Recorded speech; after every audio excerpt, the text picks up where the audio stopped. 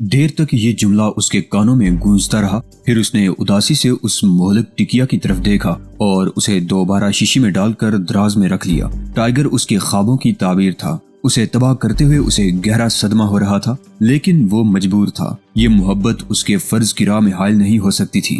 اس نے سر جھٹک کر خود کو اگلے مرحلے کے لیے تیار کیا اور فون کی طرف ہاتھ بڑھاتے ہوئے بڑبڑایا، تم نے اپنے قتل کی اجازت مذاق میں دی ہے، لیکن شہزاد میں اسے سنجیدگی سے قبول کر رہا ہوں۔ اس نے ایک نمبر ڈائل کیا اور فل کرافٹ کی تباہ کن شخصیت برونی سے رابطہ قائم کر کے برائی ہوئی آواز میں بولا، شہزاد ٹائیگر کو قتل کر دیا جائے۔ دوسری طرف سے برونی حیرت زدہ آواز میں چیخ پڑا، لیکن چیف بہرام اس کی کوئی بات سنے بغیر ہی سلسلہ منقطع کر چکا تھا۔ برونی نے #357 کا ریوالور اپنے بریف کیس میں رکھا تو اس کا دل شدت سے دھڑک رہا تھا۔ اس پراسرار سرکاری تنظیم سے وابستہ ہوئے اسے کئی سال گزر گئے تھے اور اس نے ان گنت خون بہائے تھے۔ اسے صرف فون پر مقتول کا نام اور پتہ بتا دیا جاتا تھا اور یہ حکم دے دیا جاتا تھا کہ اس شخص کو قتل کر دیا جائے۔ نہ کبھی اس نے یہ پوچھنے کی کوشش کی تھی کہ اس شخص کو کیوں قتل کرایا جا رہا ہے، اور نہ ہی چیف نے کبھی اسے بتانے کی ضرورت ہی سمجھی تھی۔ اس کا کام صرف حکم کی تعمیل تھا۔ لیکن اس بار چیف بہرام نے اسے جس شخص کو قتل کرنے کا حکم دیا تھا اس کے بارے میں تو برونی نے کبھی سوچا بھی نہیں تھا۔ پہلے تو اسے اپنی سماعت پر یقین نہیں آیا، پھر اسے یقین ہو گیا کہ بہرام کا ذہنی توازن بگڑ گیا ہے۔ 24 گھنٹے کام کرنے والوں کے ساتھ بالآخر ایسا ہی ہوتا ہے، لیکن اسے ہر حال میں حکم کی تعمیل کرنی تھی اور شہزاد ٹائیگر کو قتل کرنا تھا۔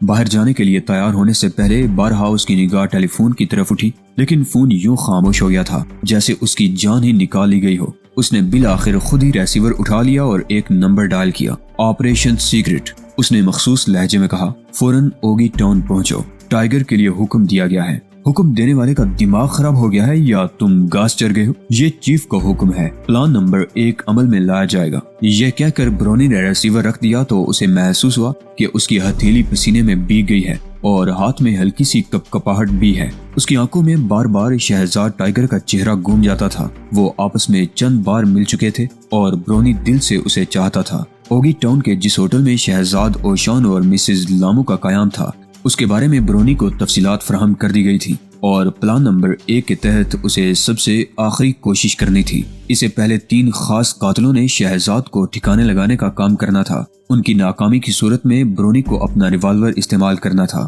منصوبے کی تفصیل پڑھتے ہوئے بار بار اسے اپنا #357 کے ریوالور کا خیال آتا رہا۔ اسے یقین تھا کہ ٹائیگر جیسی شخصیت کو اس ریوالور سے ٹھکانے نہیں لگایا جا سکتا، جس کا صاف مطلب تھا کہ خود اسے شہزاد کے ہاتھوں مرنا ہے۔ اس احساس نے اسے پرسکون کر دیا کہ وہ ٹائیگر کو قتل کرنے کی بجائے اس کے ہاتھوں مرنے جا رہا ہے۔ فل کرافٹ سے اس کی کار جیسے جیسے دور ہوتی جا رہی تھی اس کی دھڑکنوں میں شدت پیدا ہوتی چلی گئی، حتیٰ کہ وہ اوگی ٹاؤن جا پہنچا جہاں اسے جیبی ٹرانسمیٹر پر یہ اطلاع ملی کہ اس کے 3 خاص ماتحتوں میں سے ایک شہزاد کے ہاتھوں ہلاک ہو چکا ہے۔ اس نے ایک ہوٹل کے ٹوائلٹ میں شہزاد کو قتل کرنے کی کوشش کی تھی، لیکن ناکامی کی وجہ سے خود اسے ہڈیوں اور گوشت کا ڈھیر بن جانا پڑا تھا۔ شام تک دوسرے خاص ماتحت کی موت کا بھی علم ہو گیا۔ اس نے کمرے میں گھس کر ٹائیگر کو قتل کرنے کی ناکام کوشش کی تھی۔ وہ ویٹر کی وردی میں اندر جا گھسا تھا اور ناکامی کے بعد اس کا جسم 10ویں منزل کی کھڑکی سے فٹ پاتھ پر گر کر پلاسٹک کے کسی کھلونے کی طرح ٹوٹ پھوٹ گیا تھا۔ رات بھر وہ بے چین رہا۔ اسے یہ اطلاع مل چکی تھی کہ شہزاد مسز لامو اور اوشان کے ساتھ اگلے روز اوگی لینڈ کی مشہور و معروف کرائے کلب کی سیر کے لیے جا رہا ہے۔ اس نے فیصلہ کیا کہ اگر رات میں تیسرا خاص ماتحت بھی کام آ گیا تو وہ کراٹے کلب کے باہر شہزاد کا استقبال کرے گا۔ صبح 4 بجے تیسرے خاص آدمی کے بارے میں بھی اسے اطلاع مل گئی۔ اطلاع دینے والا یقیناً فل کرافٹ کا کوئی مخبر ہی تھا۔ اس نے برونی کو بتایا کہ تیسرا خاص ماتحت کمرے میں یوں مردہ پڑا ہے کہ اس کے پیٹ میں ایک بڑا سا شگاف ہے جسے اس کا اندرونی جسم جھلک رہا ہے۔ وہ وہاں ایک مسافر کی حیثیت سے مقیم تھا۔ اسے شہزاد نے کس طرح ہلاک کیا اور اس کے بارے میں اسے کیسے پتا چلا، اس سلسلے میں مخبر کچھ بتانے سے معذور تھا۔ برونی نے ایک طویل سانس لی اور پھر سر کو بری طرح تکیے پر پٹکنے لگا۔ شہزاد بے حد پریشان تھا۔ ایک روز میں اس کے ہاتھوں 3 ایسے آدمی ہلاک ہو گئے تھے جنہیں اس نے صرف اپنے دفاع میں قتل کیا تھا۔ اسے حیرت تھی کہ اچانک ہی فل کرافٹ کے مخصوص قاتلوں کو اس سے کیا دشمنی ہو گئی ہے۔ اگر چیف بہرام اسے جنرل لامو کا سراغ لگانے سے روکنا چاہتا ہے تو وہ اسے براہ راست بھی روک سکتا تھا، لیکن اسے اس مشن پر بھیجنے کی ضرورت ہی کیا تھی؟ وہ کار سے اترا تو اس کے ذہن میں خطرے کی گھنٹی بجنے لگی تھی۔ اس نے ادھر ادھر دیکھا، وہ آدمی اس کی نگاہ سے پوشیدہ نہ رہ سکا جو کراٹے کلب کے باہر ایک درخت سے ٹیک لگائے کھڑا تھا۔ یہ برونی تھا۔ برونی سے نگاہیں چار ہوئی تو وہ مسکرا دیا۔ شہزاد کے ہونٹوں پر بھی مسکراہٹ آ گئی۔ برونی آہستہ آہستہ چلتا ہوا اس کے قریب آ گیا۔ ہیلو برونی، کیا حال ہے؟ شہزاد نے مسافر کے لیے ہاتھ بڑھاتے ہوئے کہا۔ یہ بتاؤ کہ تم کس انداز میں مرنا پسند کرو گے؟ کسی طریقے سے بھی نہیں، برونی نے کہا۔ شہزاد کے ہاتھ میں اس کا ہاتھ کانپ رہا تھا۔ شہزاد نے اس کا ہاتھ نرمی سے تھام رکھا تھا، لیکن برونی جانتا تھا کہ اگر شہزاد چاہے تو اس کا ہاتھ محسوس ہونے سے پہلے ہی جسم سے الگ بھی ہو سکتا ہے۔ پھر بتاؤ تمہیں کس نے میرے پیچھے لگا رکھا ہے؟ جواباً برونی نے کسی سیاہ فام کا نام لیا اور ایک فرضی کہانی سنا دی۔ اس کے باوجود میں یہی کہوں گا کہ یہ اوپر سے آیا ہوا حکم ہے۔ شہزاد نے کچھ نہ سمجھنے کے انداز میں سر ہلا دیا اور اس کے ساتھ ہی اس نے ایک طویل سانس لے کر برونی کا ہاتھ بھی چھوڑ دیا۔ ٹھیک ہے دوست، تم جا سکتے ہو۔ کیا تم مجھے؟ نہیں، اب اگر تم چاہو تو بے شک مجھے گولی مار دو، میں مدافعت نہیں کروں گا۔ شہزاد کی آواز بھر آ گئی۔ میں اپنے تمام ساتھیوں کو صرف اپنی زندگی کے لیے موت سے ہمکنار نہیں کر سکتا، لیکن میں نے خود کو ایک مردہ آدمی تصور کر لیا ہے۔ وہ تمہارا ذاتی فعل ہے، شہزاد نے بے پرواہی سے کہا اور اوشان کی طرف بڑھ گیا جو مسز لامو کے ساتھ کھڑا اس کا انتظار کر رہا تھا۔ ٹھیک ہے، میں اپنا فیصلہ خود ہی کر لوں گا۔ عقب سے برونی کی رندی ہوئی آواز آئی اور پھر شہزاد کے حساس کانوں نے اس کے دور ہوتے ہوئے قدموں کی آہٹ سنی، لیکن اس نے پلٹ کر نہیں دیکھا۔ اس صورتحال نے اس کی سوچنے سمجھنے کی صلاحیت ہی ختم کر دی تھی۔ اوشا نے غالباً اس کے چہرے پر چھائی ہوئی اداسی محسوس کر لی تھی۔ اس نے دھیمی آواز میں پوچھا، یہ شخص کون تھا؟ مجھے قتل کرنے آیا تھا۔ شہزاد نے صاف گوئی سے کام لیتے ہوئے انکشاف کیا اور اس کے ساتھ ہی اس کے ذہن میں ایک جماکہ سا ہوا۔ اس کے ذہن میں اپنے چیف کے الفاظ بار بار گونج رہے تھے، اوشان کو واپس فلکراف بھیج دو۔ شہزاد نے کنکھیوں سے اوشان کی طرف دیکھا جو گہری سوچ میں ڈوبا ہوا نظر آ رہا تھا۔ یہ محض اتفاق ہی تھا کہ بہرام سے بات کرنے کے بعد وہ اوشان سے یہ کہنا بھول گیا تھا کہ اسے فلکراف طلب کیا گیا ہے۔ رفتہ رفتہ شہزاد کی سوچوں پر غم و غصہ چھا گیا۔ وہ سوچ رہا تھا کہ اب کوئی بھی اس کے نزدیک قابل اعتماد نہیں رہا۔ اس خیال کے ساتھ ہی یہ بات اس کی سوچوں کو گڑبڑانے لگی کہ اسے جنرل لامو کو آخر تلاش کرنے کی کیا ضرورت ہے۔ اسے خود اپنے بچاؤ کے لیے کچھ نہ کچھ کرنا چاہیے۔ نہیں، اس نے خود کو سمجھایا، اس کام کو تو انجام تک پہنچا دوں، اس کے بعد دیکھوں گا کہ کیا کیا جا سکتا ہے۔ تم نے اسے جانے کیوں دیا؟ اوشان نے تیکھے لہجے میں کہا۔ بعض رشتے ایسے ہوتے ہیں جن کا خیال کرنا ہی پڑتا ہے۔ اوہ، کتنی شاندار عمارت ہے، مسز لامو کی چہکار سنائی دی۔ شہزاد نے سوگواری سے اس بات میں سر ہلا دیا۔ وہ سوچ رہا تھا کہ جو صورتحال اچانک ہی پیدا ہو گئی ہے اس پر کون یقین کر سکتا ہے۔ اوشان کو بہرحال کوئی خطرہ نہیں تھا کیونکہ اب تک جتنے بھی قاتلانہ حملے ہوئے تھے وہ سب کے سب اسی پر ہوئے تھے اور کسی نے اوشان کی طرف نگاہ اٹھا کر دیکھنے کی بھی ضرورت نہیں سمجھی تھی۔ اس نے کنکھیوں سے اوشان کی طرف دیکھا۔ صرف یہی ایک شخص مجھ پر غالب آ سکتا ہے، اس نے سوچا، لیکن کیا یہ بوڑھا استاد اپنے شاہکار کو یوں آسانی سے ضائع کرنے پر آمادہ ہو جائے گا؟ اور کیا وہ خود اپنے ہی استاد پر قاتلانہ ہاتھ اٹھا سکے گا؟ اس نے اوشان کی زرد زرد گردن کی طرف دیکھا۔ بے اختیار ایک باغیانہ خیال اس کے ذہن میں پیدا ہوا کہ اس گردن پر اوشان کی بے خبری میں ایک ہی ہاتھ رسید کر دینا کافی ہوگا۔ اس نے اس خواہش کو سختی سے کچل دیا، ورنہ اس کا جی تو چاہا تھا کہ زرد گردن پر ایک وار کر کے الٹے قدموں بھاگ جائے، لیکن آخر کب تک اور کہاں تک؟ میں زندگی بھر تو نہیں بھاگ سکتا، اس نے خود کو سمجھایا۔ اوشان نے کنکھیوں سے اس کی طرف دیکھا اور مسکرانے لگا۔ مجھ پر غصہ آ رہا ہے فرزند؟ اس کی آواز میں نہ جانے کیا جادو تھا کہ شہزاد کا دل فوراً ہی پگھل گیا، لیکن اس نے پگھلے ہوئے دل کا بہاؤ اپنی آنکھوں کی طرف نہیں ہونے دیا۔ زینہ طے کرنے کے بعد مسز لامو رک گئی۔ مارشل آرٹس کا مظاہرہ میں نے اب تک صرف فلموں ہی میں دیکھا ہے، اس نے سریلی آواز میں کہا۔ کیا ہمیں یہاں کچھ دیکھنے کو بھی ملے گا؟ ہاں، میں محسوس کر رہا ہوں کہ تمہیں بہت کچھ دیکھنے کو ملے گا، شہزاد نے مسکرا کر کہا۔ اس نے خود پر پوری طرح قابو پا لیا تھا۔ اب وہ ہر قسم کے حالات سے نمٹنے کے لیے ذہنی اور جسمانی دونوں ہی طرح سے تیار تھا۔ اوشان مخصوص انداز میں ہی کر کے ہنسنے لگا۔ مسز لامو نے اس کی طرف دیکھ کر برا سا منہ بنایا اور دروازہ کھول کر اندر چلی گئی۔ شہزاد اور اوشان بھی اس کے پیچھے ہی دروازے میں داخل ہو گئے۔ یہ ایک لمبا چوڑا کمرہ تھا جس کی چھت بہت نیچی تھی۔ فرش، دیواریں اور چھت تک سفید تھی۔ کمرے کے ایک کونے میں میز اور کرسی نظر آئی۔ شہزاد نے ادھر دیکھا تو اسے ایک نوجوان نظر آیا۔ وہ ایک پرکشش نوجوان تھا۔ اس کا سر بالوں سے بے نیاز تھا اور اس نے کراٹے کے مخصوص کپڑے پہن رکھے تھے۔ لیکن شہزاد کی دلچسپی کا باعث صرف وہ سرخ بیلٹ تھا جسے وہ نوجوان کی کمر پر بندھے ہوئے دیکھ رہا تھا۔ نوجوان کا چہرہ بے حد پرسکون تھا، اس کی آنکھوں میں بھی سکون تھا۔ شہزاد نے محسوس کیا کہ نوجوان کے انداز سے جو سکون ظاہر ہو رہا ہے وہ برسوں کی محنت کے بعد ہی کسی کو حاصل ہو سکتا ہے۔ مسز لامو تیزی سے اس نوجوان کے قریب جا پہنچی تھی اور اسے باتیں کرنے میں مصروف ہو گئی تھی۔ شہزاد اور اوشان دروازے سے چند قدم آگے ہی آ کر رک گئے تھے۔ مسز لامو کی پشت ان کی طرف تھی اور وہ سرگوشیوں میں سرخ بیلٹ والے نوجوان سے نہ جانے کن باتوں میں الجھ گئی تھی۔ اس وقت صرف 8 سرخ بیلٹ ہیں، اوشان نے سرگوشی کی، اور یہ ان سب میں اچھا ہے، لیکن اس کی عمر 20 سال سے زیادہ نہیں لگتی۔ شہزاد بڑبڑایا۔ اوشان نے سرگوشی ہی میں بات جاری رکھی۔ اگر موقع ملا تو تمہیں اس سے 2 ہاتھ کر کے لطف آ جائے گا، بشرطے کہ تم اس سے لطف اندوز ہونے کے موڈ میں ہوئے، اور اگر اس کا باپ بھی آ گیا تو بس مزہ ہی آ جائے گا۔ خطرناک ہے؟ شہزاد نے پوچھا۔ تم ایک گستاخ نوجوان ہو۔ اوشان کی سرگوشی کسی سانپ کی پھنکار جیسی تھی۔ میں پوچھتا ہوں تمہیں ایسا سوچنے کی جرت کیسے ہوئی؟ میں نے اتنے سال تمہارے ساتھ کیا اسی لیے جک ماری تھی کہ تم کسی سرخ بیلٹ والے فائٹر کو سامنے دیکھ کر گھبرا جاؤ؟ میں نے اپنی زندگی کا سب سے قیمتی سرمایہ تمہیں منتقل کیا ہے لڑکے۔ شہزاد کی پیشانی پر پسینے کی بوندیں نمودار ہو گئیں۔ گستاخ لڑکے، تم نے میدان میں میری توہین کر دی۔ شاید تم بھول گئے کہ کراٹے محض ایک کوسی فن ہے، جبکہ میں نے تمہیں فن کا دائرہ مکمل کرایا ہے۔ معذوروں کی کرسی پر بیٹھا ہوا شخص بھی کراٹے سیکھ سکتا ہے۔